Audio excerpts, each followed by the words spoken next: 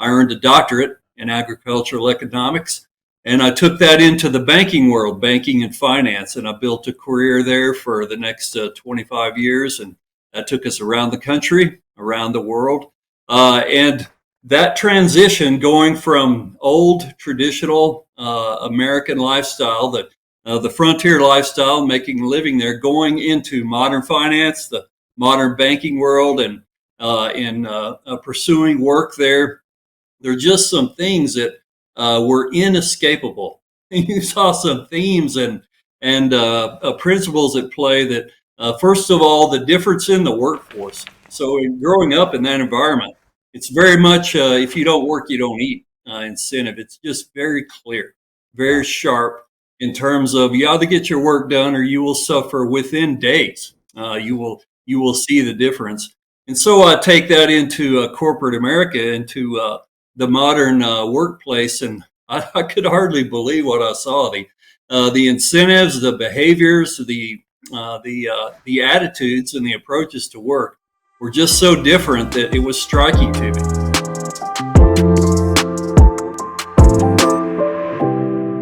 Hello, I'm John Brink, and we are podcasting on the Brink from downtown Prince George, British Columbia, Canada. And for all those people around the world saying, okay, we know where Canada is.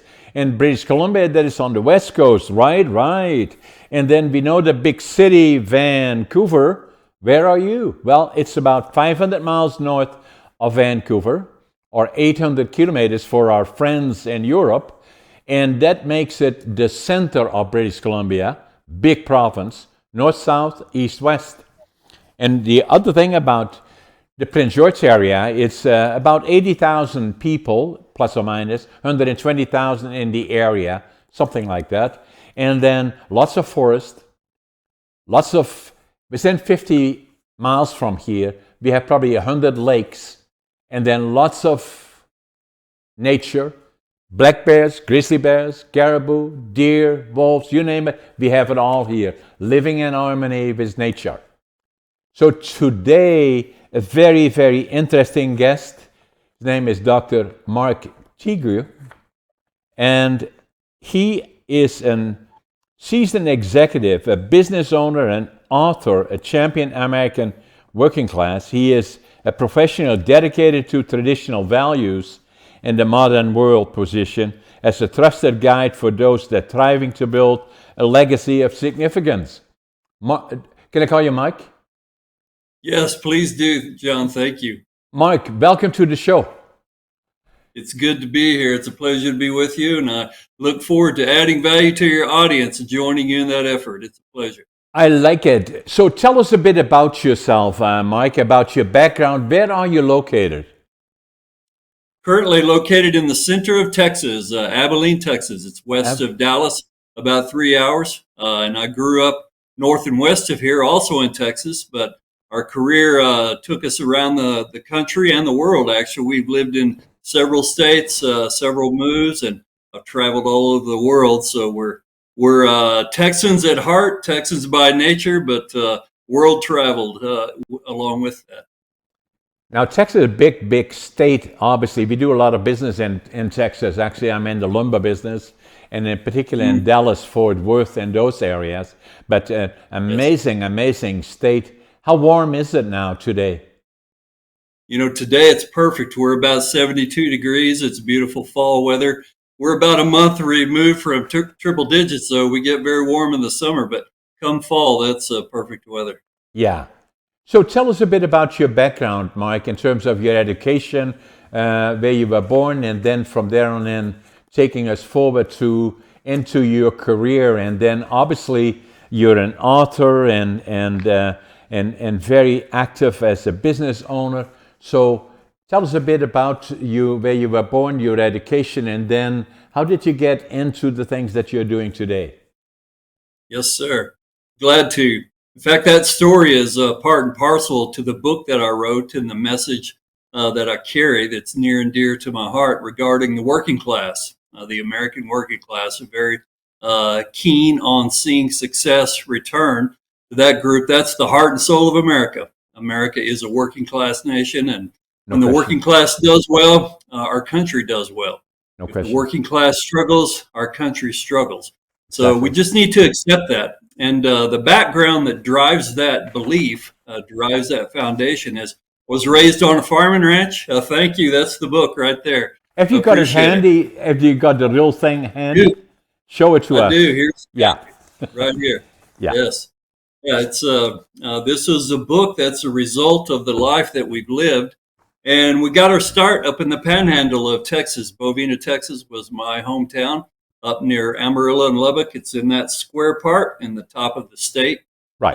My wife and I both grew up on farms and ranches, very traditional background. Is a homesteading area. People came in with the wagons, with the trains, and built a life working the land, working cattle, the traditional American way of life. Melissa and I were married in 1986, and at that point in time, the farm and ranch economy was quite difficult. Cash flow was tight. Yeah. It was hard to make a living. We had a family of four, two small children, and through that those circumstance and decision process, we decided to make a change our career, and decided to go to graduate school. That took us to Oklahoma State University in Stillwater, Oklahoma. I earned a doctorate in agricultural economics, and I took that into the banking world, banking and finance, and I built a career there for the next 25 years, and that took us around the country, around the world.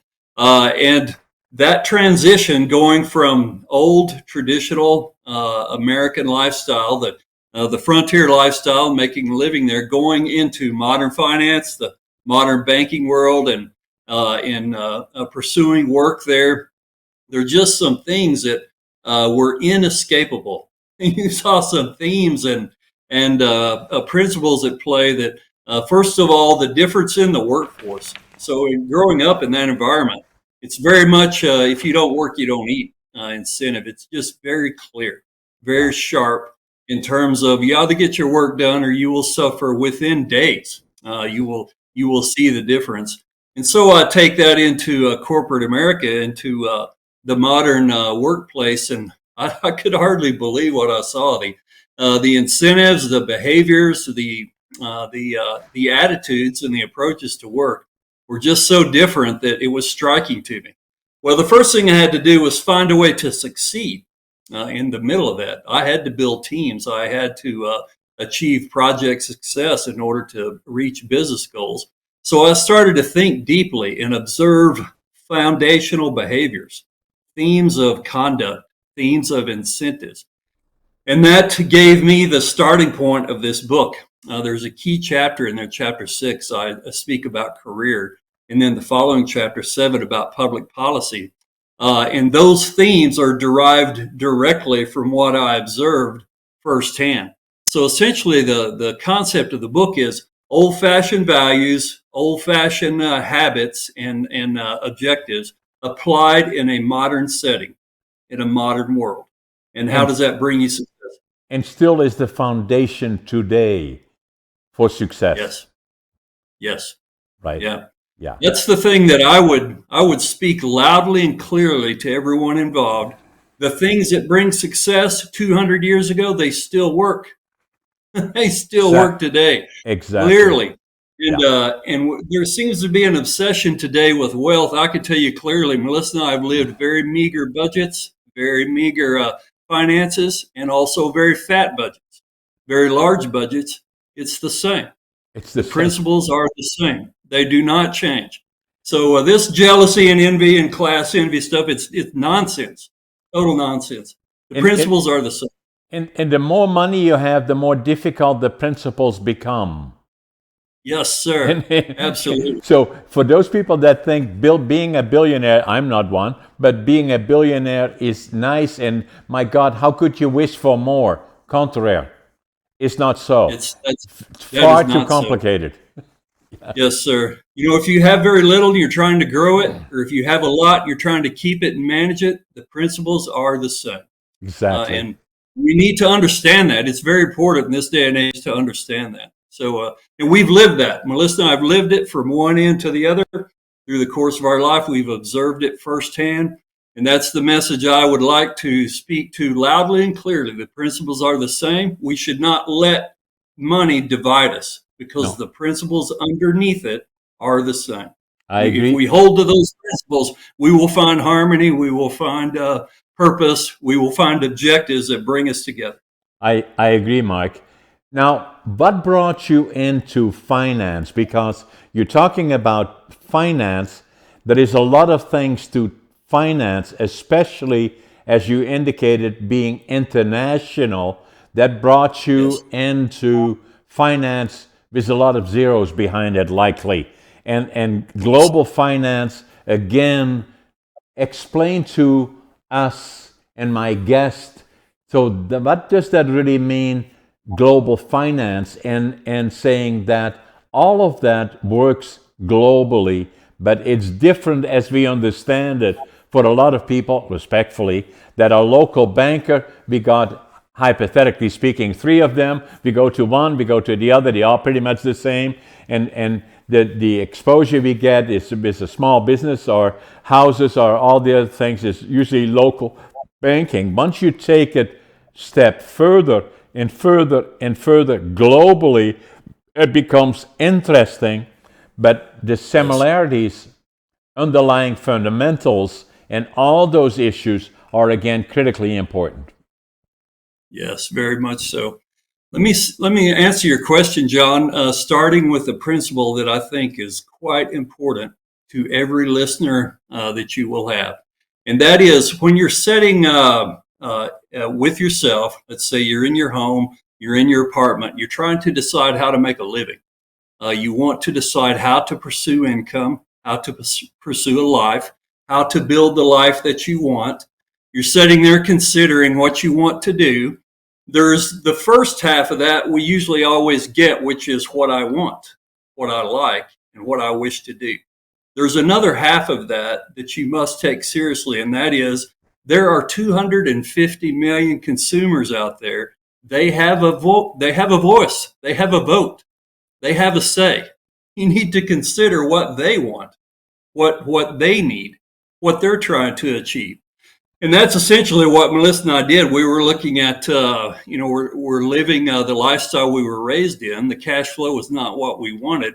Well, those are market signals. You have to take those seriously. That the amount of information embedded in a price is tremendous. It reflects value. It reflects worth. It reflects demand. It reflects what people want. So we took a hard look at that. And when you're deciding what you want to do, look around you and see what's being paid, what is being valued, what consumers want, and you start building from there. Well, that combined with education, that led me to economics. I really enjoyed the field, just the whole notion of human choice, human behavior. It's a combination of engineering, the stat, the mathematics, the theory, the calculations, optimization, plus human choice. So I pursued that. I really liked it. And I wound up at Oklahoma State and I focused on economic theory and optimization. So it was heavy in quantitative methods, basically applied economics, using economics and numbers to produce an answer, to produce a solution. That I found very enjoyable. And I looked at how was that being paid? Were there returns to that effort? I took a hard look at that and decided that was a good choice. And Melissa and I pursued that. That took us into banking and finance. So I got my start in risk management. That was my first job in the banking world, managing the credit risk that an organization will face. And we did it at the consumer level, down at the individual choice, individual products. And then later in my career, I took it to the institutional level. Yes, sir.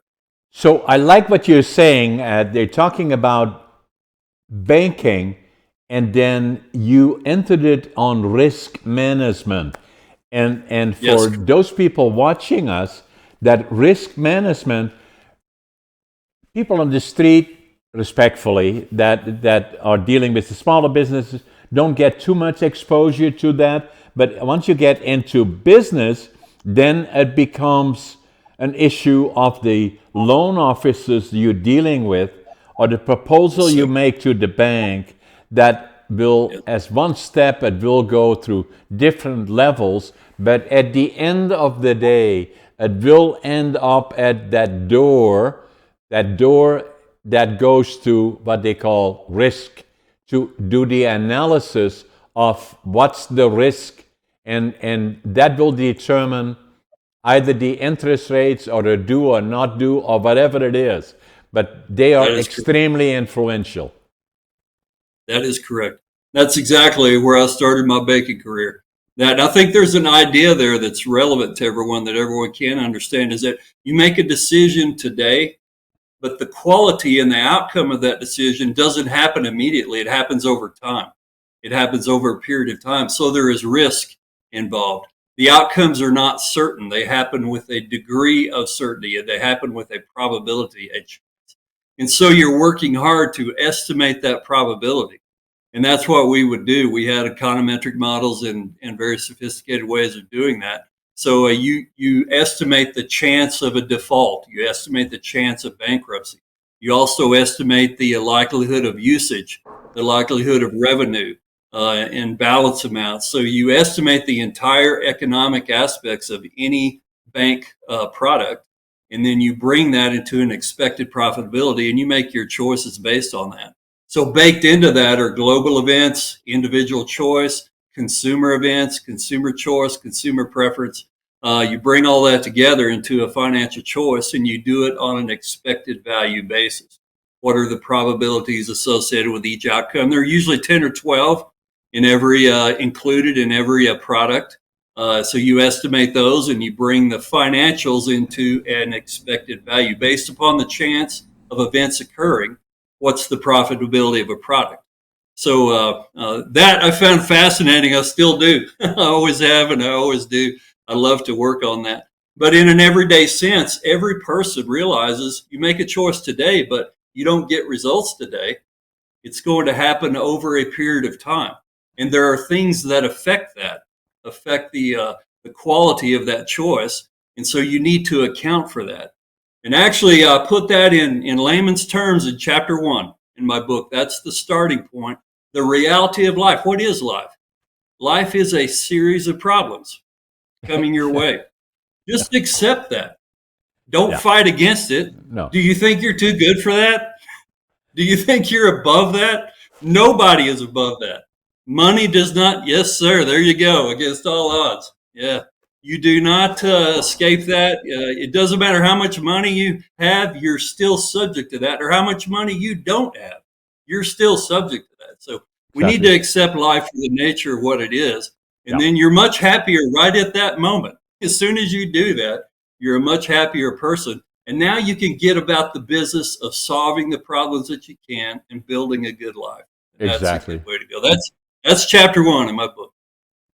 And then from there on in, we go towards, so now we just talking about you being in the financial organizations on a global basis. So are you still doing that now? Or so how did that go forward from there to where you are today? Okay. So I graduated from Oklahoma State in 1995, May. I joined the banking industry. American Express was my first job. And then I worked through several jobs and worked up the corporate ladder and got all the experience that I needed. My final take in the banking industry was a private equity group out of Houston, Texas. And we were, our mission was to build out a retail company in the Hispanic community, the Latino market. And our part of it was the financial services. So I focused on that side of it. And that closed out my formal banking career. We met our goals. We sold our company, and we were very successful in that regard. I closed out that piece of it. I still practice all of those principles. Melissa and I built out a manufacturing company. We manufacture small arms ammunition, pistol and rifle ammunition. I've used all of those risk management principles in that piece of it. So I still use it on the personal side. I have retired from the banking side of it. That is long gone. But all of those principles are included in the book, and I put those in a layman's terms in ways that the regular Joe, I wrote this for Joe Sixpack, that regular Joe wanting to build a good life. What do you need to know? That's what I put in the book. So was that your first book, Mark, that you wrote? I've written in the professional sense. So when I was at Oklahoma State University, I wrote professional journal articles. I had several of those, Yeah. but that's a different audience. Yeah. That's an academic audience. This is my first consumer retail book. Yeah, so you're a good writer. Obviously, you have a good, solid background. I'm an author. I've written 4 books, and I'm working on my 5th and my 6th. But writing books is not easy. So this book is the first one that I wrote, and I'm going to be 84 years old November the 1st. And so, I came, a little bit of background on me. I was born in Holland in 1940, just at the beginning of the Second World War. And, my parents, my mom and dad got married in 1938, and they had a happy family, and very quickly had a boy and then a girl, and then my mother was pregnant with me. And then all of a sudden their world changed. Adolf Hitler decided that he would take over Europe, invaded Western Europe. My dad was called into the Dutch army in April of 1940, and the last time they saw him was just before the bombing of Rotterdam. And for 5 years they wouldn't know if he was dead or alive. And so my mom, then pregnant with me still, a little boy, little girl, was on her own, and so were most people all around her. So it was a very, very difficult time for them. And so the first thing that I remember is that in 1943, 1944, hundreds of bombers, Allied bombers in the air, bombing northeastern Germany, where they had all the factories close to the North Sea, and bombing that infrastructure. Hundreds of bombers. Even now still, then only barely 3 years old, I remember the sound of hundreds of airplanes. And then the next thing that I remember is 1944, 45, and Hitler had cut off all the food supply to Holland and other places. And so a lot of the young kids died, and older people that were vulnerable died, thousands of them. And so we would go early in the morning with gunny sacks, my brother, my sister, myself, to the railroad yards and pick up anything edible and burnable. And then I remember the winter of 1944 was the coldest on record. And we had this house with the little stove that we were trying to keep warm.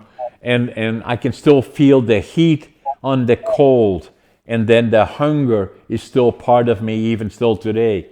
And then we saw far too much that we should not have seen when the Canadian Army liberated Holland, Northern Holland. And on April the 12th, 1945, we were liberated by the Canadians. And we saw again far too much that we should not have seen.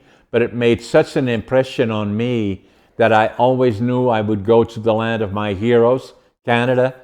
And I was going to go when I was 17, and my parents wouldn't let me, and I was then drafted into the Dutch Air Force for 2 years. And then I left when I was 23, and to go to the land of my heroes. And then my grandfather was a master carpenter, and my dad worked in lumber. And so I wanted to go to British Columbia and build a lumber mill. Couldn't speak the language, didn't know so, didn't have a job. And then came to Vancouver, and then went to the immigration office, and then fortunately there was a German fellow, I could speak some German. I told him, I want to build a lumber mill. And he said, go to Prince George. That's where I am still today, 60 years later. And I can still see the Greyhound station area from my studio here. And, and I came off the bus, I had a suitcase, 3 books, 2 sets of clothes, and I had $25.47. Couldn't speak the language, didn't know soul, didn't have a job. But what I did have, attitude. I always stayed positive. No matter how tough today is, I'll swear it's a better day tomorrow. I avoid people that are negative. Yes, sir. Passion, whatever I do, I give it 125%. Yes, sir. Work ethic, I work harder than anybody, even still today at nearly 84 years old. I get up at 5:30 and I always make my bed and I always think I'm late. And I did build my mill and many other companies, but it's not about that, and then started writing really at a later age. Yes, sir. When somebody said to me, you should, already a long time ago, somebody said to me, you have an interest in life, you should write about it. And so I started on, off, because it's not easy. And so Yes. about 5-6 years ago, I knew if I didn't do it now, it would never happen. So it took me 8 years to live it. Sorry about that. 8 years to live it, 20 years to think about it, 2 years to write it against all odds. Yes, It's sir. not about how successful John is, but all the ups and downs along the way that you were speaking about. And, Yes, sir. so that was my first book. Amen. That's quite a story, John. You are my book in action. You're my hero. That's what I wrote about. Yeah. That's my pet peeve with this modern world is we forget whose shoulders upon which we stand. Exactly. We act like the entire world started when we were born.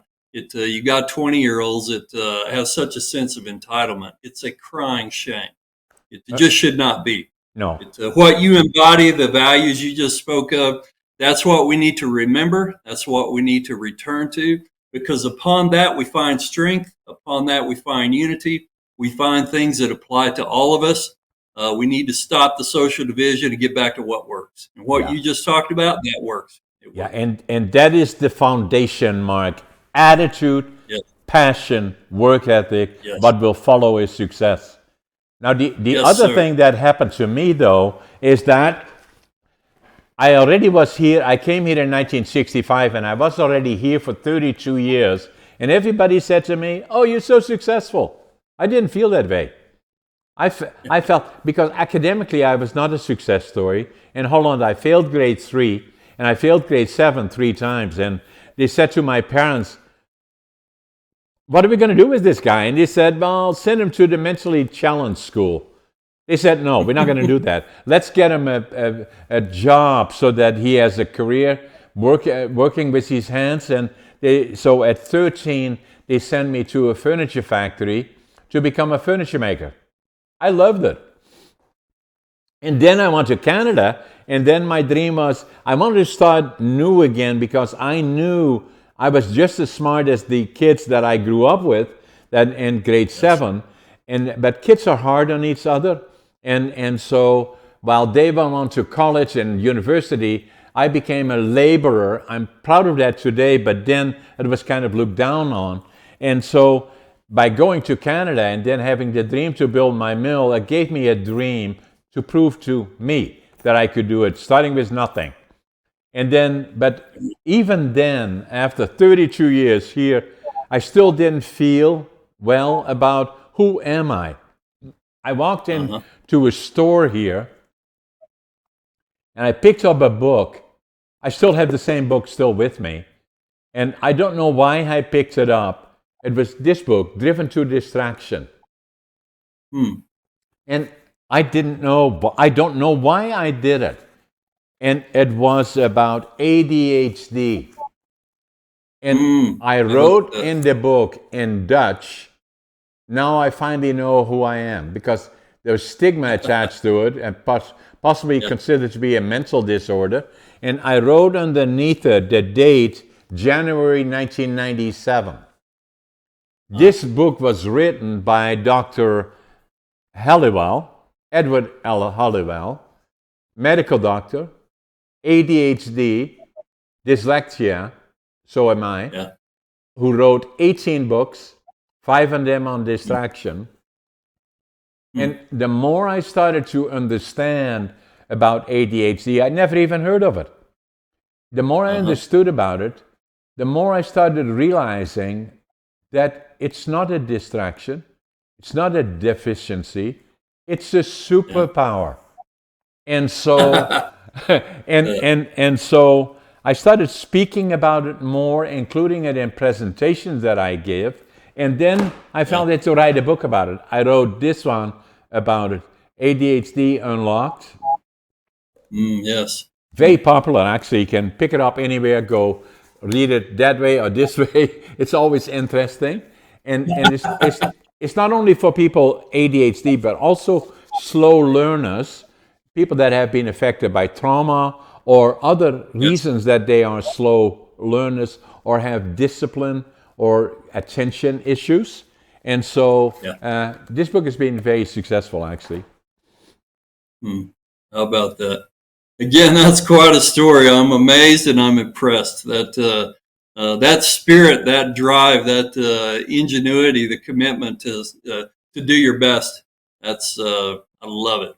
Yeah, and that's what it is all about. I'm going to show you one more book. Okay, the last one that I did, and it's this one, Living Young, Dying Old, because that's another part that is very important to me. It's a picture of me actually at 84. I'm the oldest competitive bodybuilder in North America, and How about that? Yes. yeah, and I love it because it's about diet, and age is just a number. It's quality of life that is important, and all the other things around it that are in your book and things that you are talking about that are important to understand who are you, who am I, and how do we live in the world with all the things going on around us, and especially how fortunate we are. I believe I do a lot of business in North America, also in Texas. I spend a lot of time in airplanes, and when I'm sitting Yes. in commercial airplanes, I always sit by the window and I look outside and I say, it's paradise. It is paradise. And no matter where I am in North America, I look at it that way and then compare ourselves to what I grew up with, Hitler and dictatorship Yes. and the devastation that it creates. My family, for that generation, was affected by it. And Yes. my dad was affected by PTSD. I'm still was affected by this PTSD and the inner child. And it took years and years for me to kind of recognize who I was and where I was, and to kind of live with those effects from those warriors. But still, it's very Yes. much part of me. And then flying around in North America saying how lucky we are. And democratic Yes. rule is so critically important. And Yes, it is. dictatorship is devastating. And I think a lot of people that are playing with the ideas sometimes, Canadian politics is boring. I love it. US policy, as you well know, altogether different. But democratic rule is, compared to places like Russia, China, Yes. North Korea, Venezuela, Cuba, I can go on and on and on and on, how lucky Yes. we are. Yes.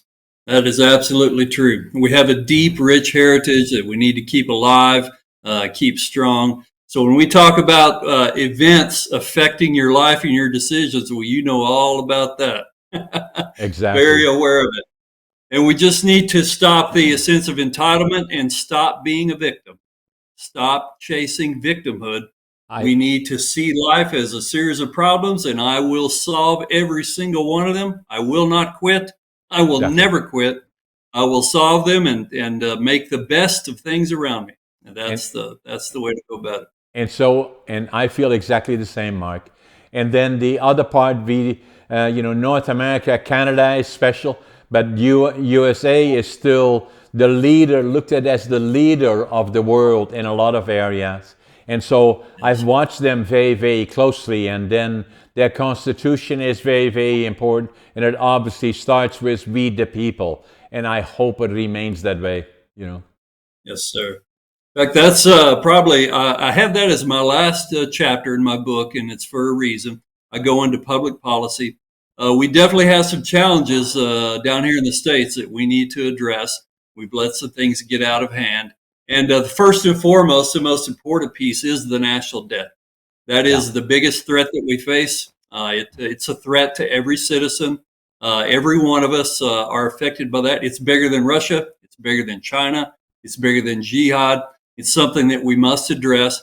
And if we go back to fundamental principles, we can get it addressed. And I start with problem solving in chapter 1, and then I apply those principles to various areas of life. And I end with public policy. That's the last one. And so we need to, we have the tools, we have the means, we need to make some changes to get that under control. But if we do, the end, there is no end to American prosperity and American leadership. No. So if we address that, then we will be solid for generations to come. And I believe that will happen, Mark, at least in my mind. I think at the end, the underlying principles are being, although, politics becomes very, I call it interesting, and I don't want to really get into that discussion because but if I look at Canada, we are boringly consistent. And, and I kind of like that. And we are very, very collectively, we are very, very fortunate. If I look at the Ukraine and the things that are happening there, the Middle East and so many other places around the world, but a lot of places, including us, looking at the United States as we are stakeholders in what the United States does, what the people in the United States do, and the politically the role it plays in the world, and that part is very, very important. So to us, it is important that there is tranquility in the United States and stability in all areas, including financially. Yes, I agree. Americans have our habits, we have our tendencies, and we are definitely more flamboyant and how we go about things and more vocal. But I tell you, our habit and our tendency is to not deal with something, not change it. Just like World War II, we're isolationist. But then when we make up our minds that something needs to be done, we solve it in spades. Yeah. We get focused and we take care of business like a few others. And I think we'll do the same here. We're trying, really what we've done is build a federal government that we can't afford. Right. And so we're debating that and going back and forth. And I think there will be a time when we realize that some things we're doing are not sustainable. We will fix it, and we will get on with affairs. I'm very optimistic about that. So I think it'll turn out fun. And so am I, Mark. For all the same reasons that you said, but but it's always interesting is that not because of business. I do a lot of business in the United States, but it's still looked at as the leader of the free world, and that's why I have always followed it closely in terms of their politics, but also in terms of where do they go, what will happen next, and their leadership roles. We saw that obviously in the summer of 1944 when, again, the United States was one of the leaders of the free world to pursue the Germans by landing in Normandy and with the Allied forces and free Europe, and then after that bring it back to prosperity as to where it is now, and obviously still very much of a leader into what it looks like under the umbrella of NATO and the EU and other things. So I'm very optimistic of where we are going collectively as the free world. But the other areas are of concern, obviously. Yes. Another point, John, I think is important to bring out, and that is you'll hear talk of a severe division in the United States, even talk of a second civil war. There is no chance that's going to happen, and none at all. Now, that's just talk. It brings attention and stirs up debate. But the truth is, in America, we have never loved our civil liberties more. We are more enamored with the first 10 amendments than ever the Bill of Rights. Every American of every stripe loves those, cherishes those, protects them, and holds tight to them. There is nobody willing to fight to take them away from someone else or to give them up. So that's a recipe for beautiful, stable liberty. Exactly. Regardless of the rhetoric, the truth is we love our civil liberties, and we're going to hold to them. No Yeah. question.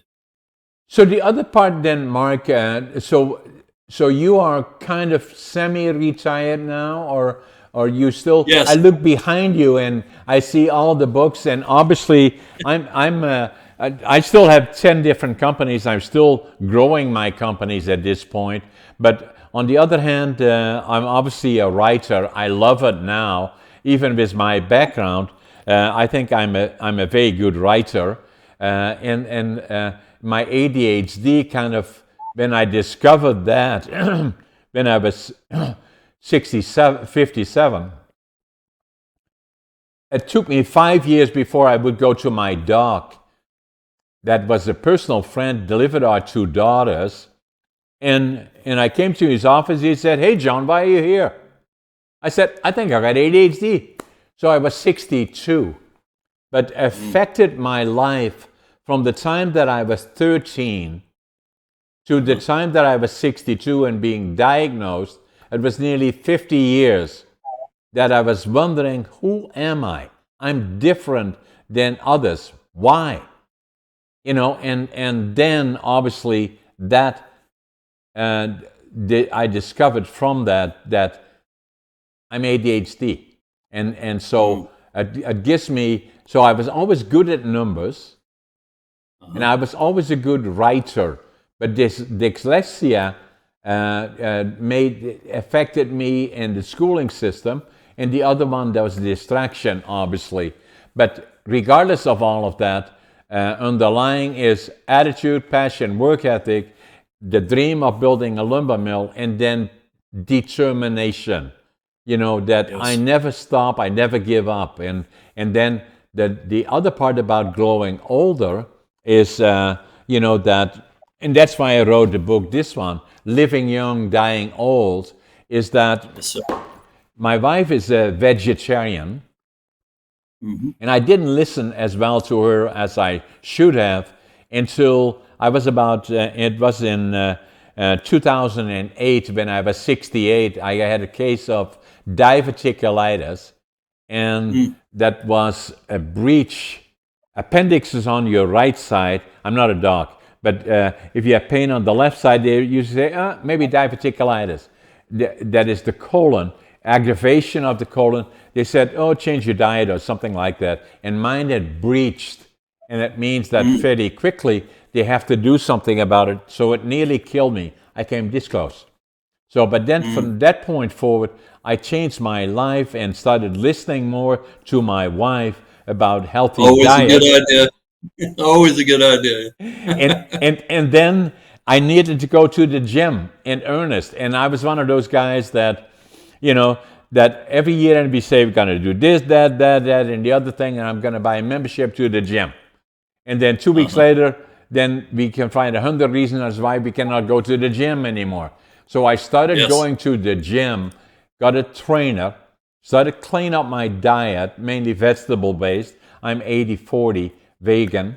And then I did that for about 6 years. And then by then I was 74. And somebody came up to me and said, "Have you ever thought about competing?" Me? Really? Yeah. And they said, yeah. So I started competing, bodybuilding and physique. In northern BC, came in second in bodybuilding, third in physique. Then I went to the province, came in third in physique, second bodybuilding. That qualified me for the nationals and the Arnolds. Wow. And then That's impressive. Very impressive. And then COVID came. And then now again, I'm again going to the gym, doing my diet, and again training for the Arnolds in 2025. How about Then I'm that? 85 That's years cool. old. That's impressive. Yeah, I'm retired, John, in the same sense that you are. Not really. I mean, you change your schedule, you change what you're working on, but I don't think we ever retire. I think we should work until our last breath. We're meant to work. We're built to That's work. the point that I was going to make. I'm meant to We work. should accept that. Yes, yeah, we're meant to work. Absolutely, we are. And I love it. Every day. Yes, me too. I wouldn't do it any other way. I'm one of those guys. I think if I tried to hit the golf course every day, I'd be dead in 6 months. Just not going to happen. So we need an objective in front of us. We need a purpose. We're built for purpose. We're built to do things. So just get in harmony with that and run with it. So do you still travel a lot, Mark, or you stay pretty much around Texas? No, quite a bit of travel. In fact, I'm just in from a trip north of you. I was up on the Yukon River up in Alaska. Oh my A few goodness. hundred miles north of you. Yeah, I went on a moose hunting trip. Just got back with my sons. So we travel a fair amount. Still stay very busy, some business, some personal. But yes, we travel quite a bit. I spent also 5 years in the Yukon Territory, right next to Mm, Alaska. yes. There was a little sawmill, and I managed that. And I was trying to build my sawmill or get ownership of a sawmill. So I was in a place like Watson Lake, Yukon, and in my book and presentations that I do, I talked about it. There is this guy from Holland, me, with a very moderate climate. But I used to say in Holland, what's the difference between winter and summer? In the wintertime, the rain is colder. That's it Mm. was Holland. And then the Yukon, I've seen it there that it snows in July. You don't know if it is late or early. And I've seen it also 62 below zero. Yes. My Yes. goodness, but it We was quite saw an some of experience. that.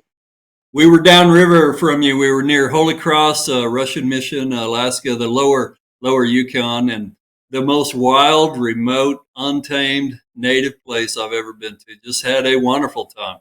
We And covered maybe 40 miles of the river, and we saw maybe 30 people over 3 weeks. It's just very remote. You get out and you hear nothing but nature, no sounds, no planes, no nothing but birds and moose and bears and so yeah, we had a great time. what an experience, Mark. Yeah, we had a wonderful time. Unforgettable. We'll talk about it for years. And we'll do it again. So Yeah. we'll do it again. And, Great. and, and there you come all the way from Texas, going all the way to Alaska and the Yukon Territory, and on one continent, and the difference between Texas as Yeah. it is and that area of North America is absolutely amazing. It truly is. Yeah, Alaska's one of a kind. There's nothing like it down here in the lower 48. It's just a very different environment. And we pride ourselves in Texas on how large everything is. Well, Alaska is 2.5 times the size of Texas. You take 2.5 states of Texas size, and that's Alaska. It truly is a frontier. It's truly a different place. But we just had such a good time. So I'm with you, John, 100%. Be active, be focused, get something done. Try Yeah, to do something. exactly. That's what life is about. And stay healthy, fit, Stay understand your healthy. body.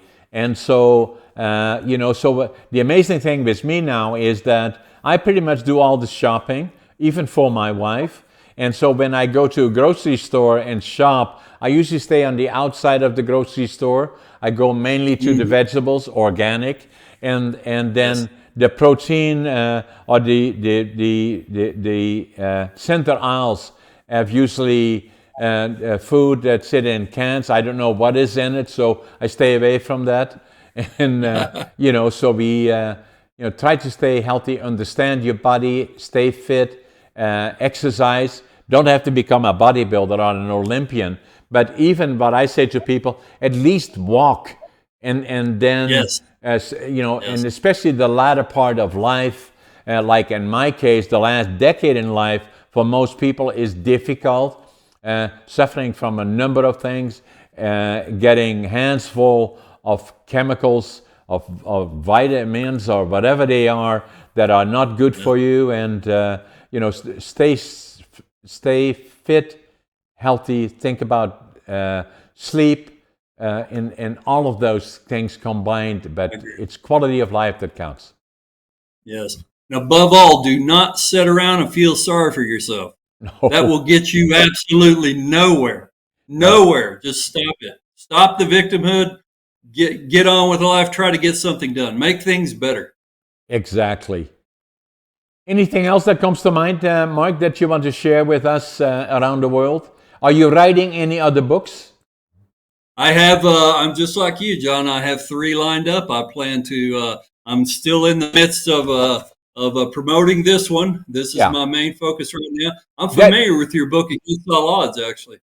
that's available on Amazon and all the other ones. But how do you Yes, market your books? you can start at the website, and it's a working man's guide. Drop the apostrophe and don't forget the a Right. workingmansguide.com, and you can order through that, or you can go straight to Amazon or Barnes and Noble or Indie Books. Any of the main online book distributors will have this. You can find it there, or the primary website, a working man's guide. That will get you started and take you to the links. Did you do an audio of it, Mark? Yes, I have all four main offerings: paperback, hardback, ebook, Kindle, and audio. It's on Audible. The only way to get the audio book is through Amazon, Right. but the others you can get in different places. But just starting at the website is probably the simplest, and it's marketed primarily there. So most of my efforts are pushing this one. It's recently released. But I have four others lined up behind it. So I'm just like you. I enjoy the authorship. I feel like we know enough now. We need to speak. I look at the world's problems today. We have something to say. Are You and you? I, John, we need to speak up. Do you do keynote presentations? Yes, I do. Yes, I'm quite practiced through my executive career. I've done a lot of presentations, and I'm very happy to do that. You can also contact us through the website. There's a communications there. I'm happy to do presentations and do courses, either short courses, long courses. Can be very much a workbook type arrangement as well. I'm happy to lead those. Now, the other part, Mike, I was going to say is that, I started blogging probably 6, 7 years ago, and Mm-hmm. mainly locally. And then we started to do working with a local television station and started doing a form of podcasting, if you wish. And I Yes. liked that. And then COVID came. So then we said, what do we do now? So then I had this apartment, which we turned into a studio, made it very professional. And then I did podcasting here with guests from the region, but it's, we have a lot of interesting people, but I needed to broaden my circle of people that were candidates.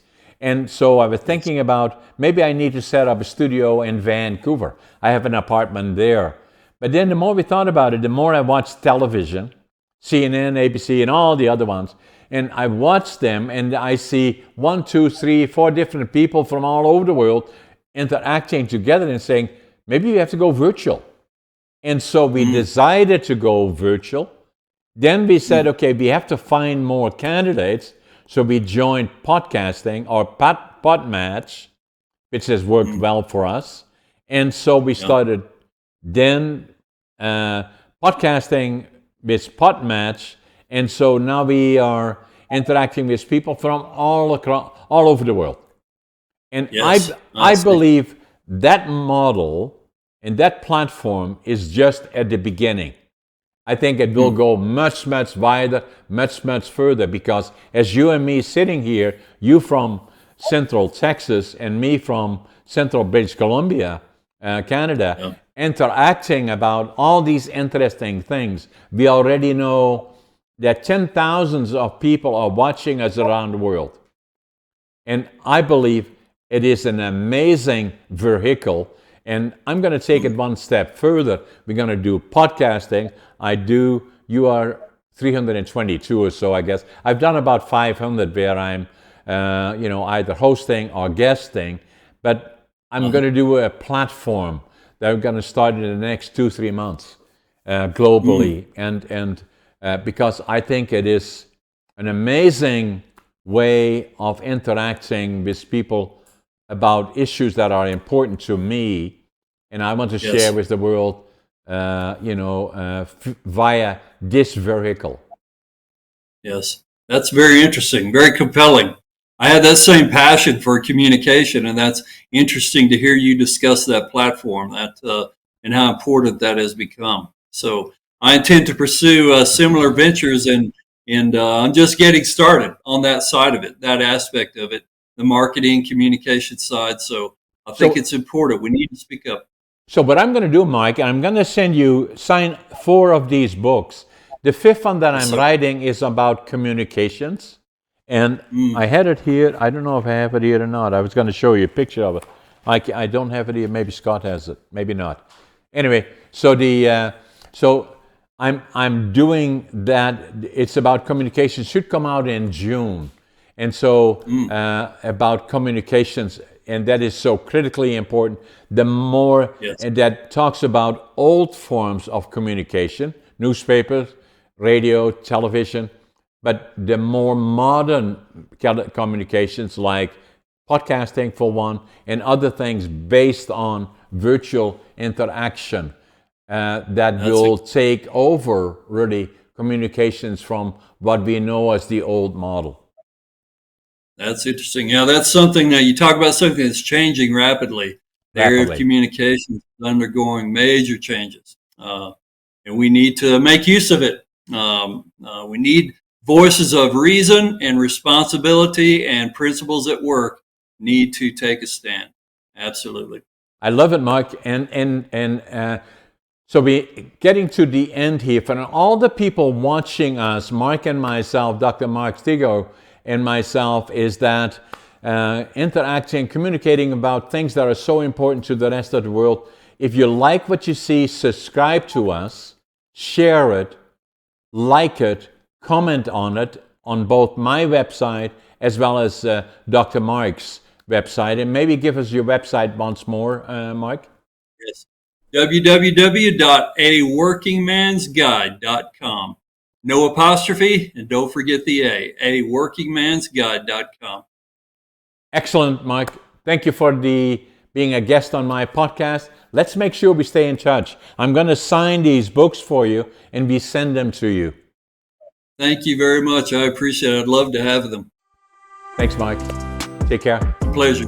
Take care.